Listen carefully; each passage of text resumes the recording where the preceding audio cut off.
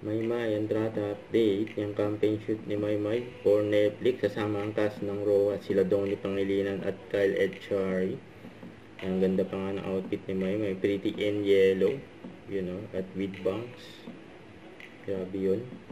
Saka ito pa, nag-video call pa nga ang mag-lovers, sila Maymay at Joaquin Enriquez. Rose and Jack ng Titanic, you know.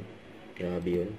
Hello everyone, ako po ito si Maymay Entrata at ang character ko po ay si Luna Javier. Ako po ay lumaki na po dito sa La Playa Roja. Doon ko din nakilala yung mga best friend ko, si Liam at si Olsen. Mahilig na po kami mag-bonding through Arnie's iba't ibang klaseng fighting skills. Pinaka nagustuhan ko po talaga sa character ko si Luna Javier, yung pagiging fearless niya, wala siyang takot talaga, lalo na tungkol sa pagprotekta sa mga mahal niya sa buhay. Super blessed din ako kasi sobrang madali silang katrabaho. Punta sa directors at saka sa crew, lahat sila, ginagawa nila yung best nila. Kaibigan ko na si Donnie at saka si Kyle. Dati pa lang, mas napadali din po yung trabaho kasi komportable na po ako sa kanila. Marami po silang aabangahan. Una sa lahat, yung matinding bakbakan, emotional twist ng bawat character, talagang ikagugulat ng mga manonood. Kaya excited akong panood nila. Yun nabangan na yan.